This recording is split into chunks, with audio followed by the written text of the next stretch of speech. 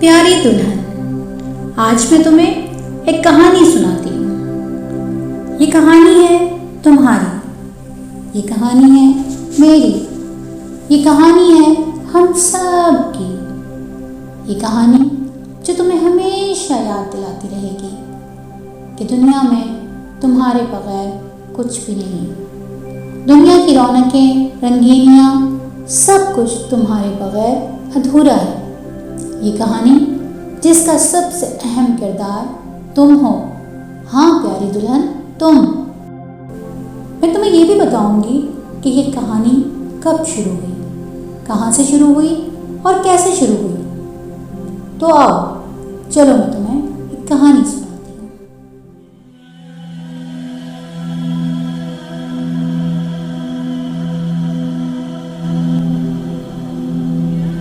ये कहानी उस वक्त शुरू होती है जब कायनात के रब ने दुनिया बसाने की सोची। इस ज़मीन पर जो कि वीरान और उदास थी, इस ज़मीन की वीरानी को रब कायनात ने रंग बिरंगे रंगों से भरना चाहा।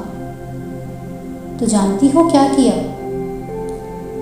उस रब ने तख्लीक किया, आदम को तख्लीक किया। आदम तो तख्लीक हो गए, जन्नत में रहने लगे, लेकिन उदास थे।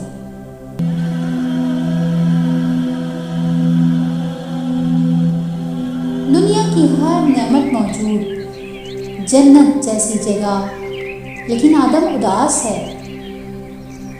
क्यों भला? इसलिए कि उसका कोई हमसफर नहीं,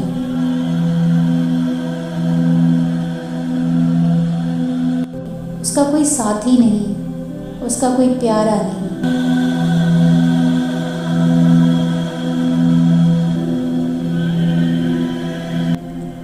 रब कायनात से उनकी ये उदासी देखी ना गई, और फिर रब ने ये फैसला किया कि उनकी उदासी को दूर कर दिया जाए।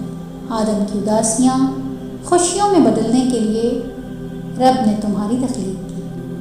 रब कायनात ने उसके हमसफ़र के लिए तुम्हें चुना। हाँ प्यारी दुल्हन, हव्वा को चुना।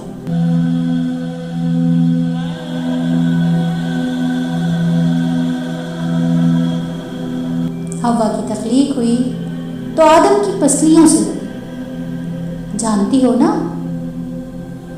पसलियों के पास क्या होता है? दिल।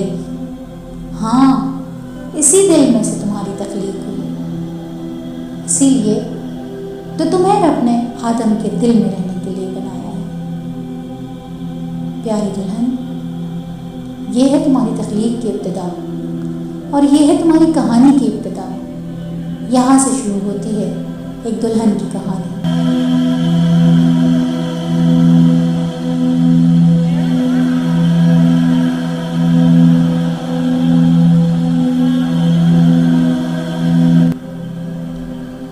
जानती हो, दुनिया में पहला तख्लीक किए जाने वाला रिश्ता कौन सा था? दुल्हा दुल्हन का रिश्ता। यही वो रिश्ता था जिस पर इस दुनिया की बुनियाद रखी गई। आदम और हव्वा एक दूसरे के साथी बने, हमसफर बने।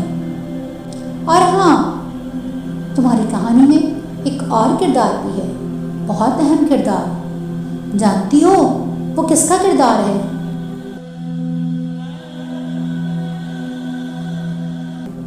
वो इब्लीस का किरदार है।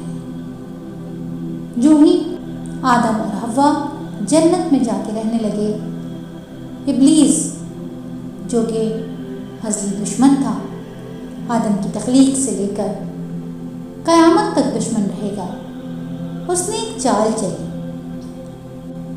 और उसने आदम और हव्वा को बहकाया और रब की नाफरमानी पर आमादा कर दिया। रब कायनात ने जन्नत में रखा दोनों को, कुछ चीज़ों से मना फरमाया। आदम से गलती हुई, हव्वा भी अपने साथी के पीछे वो गलती कर बैठी, और इब्लीस के बहकाने पर आदम और हव्वा उस शजरे ममनुआ का फल खा बैठे जिससे रब्बे कायनात ने रोका था।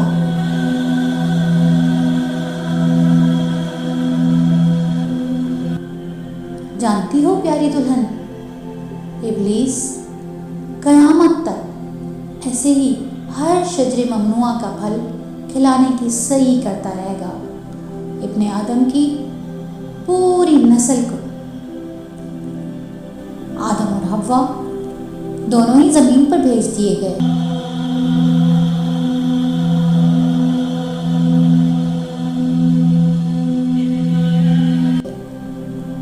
लेकिन एक साथ एक जैसी सजा दी गई और फिर एक ही साथ माफी भी मिली और नई दुनिया बसाने दुनिया में आन पहुंचे।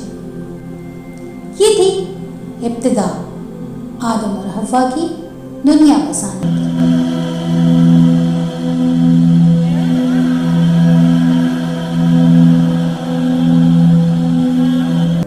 प्यारी दुल्हन, तुमने खुद भी और अपने साथी को भी इस शजरे ममनुआ के फल खाने से रोकना है। एक प्यारा सा खूबसूरत सा घर बसाने के लिए, एक नई दुनिया बसाने के लिए रब्बे कायनात ने तुम्हें इब्ने आदम दिया है। प्यारी दुल्हन, ये वक्त नए रंग नई खुशबू चुनने का है, नए ख्वाब बुनने का है। तुम्हारा ख्वाब एक खूबसूरत दुनिया, एक खूबसूरत हमसफ़र, एक प्यारा सा घर जिसमें हर सू वफा के मोहब्बतों के रंग बिखरे हों। यह हसीन साथ जो रब की जन्नतों तक का साथ हो।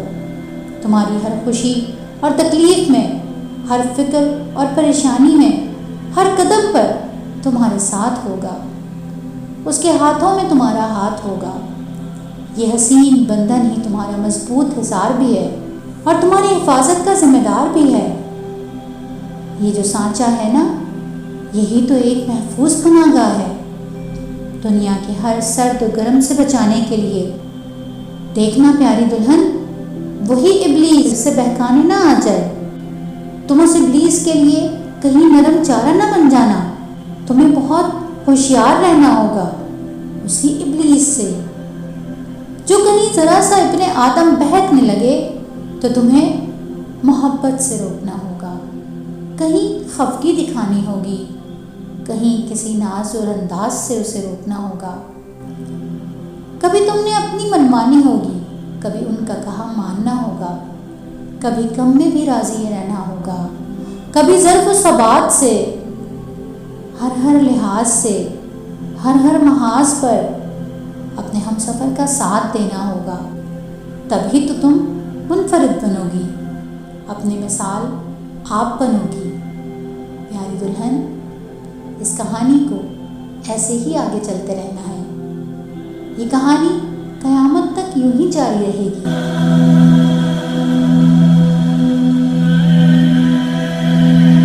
जन्नत से निकलते वक्त जिस हमसफ़र के साथ निकली थी, वापस लौट के उसी जन्नत में हमसफ़र के साथ जाना है।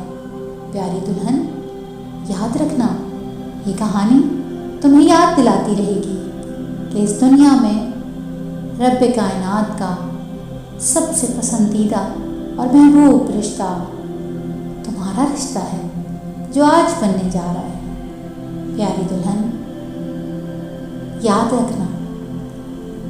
प्यारी दुल्हन, याद रखना।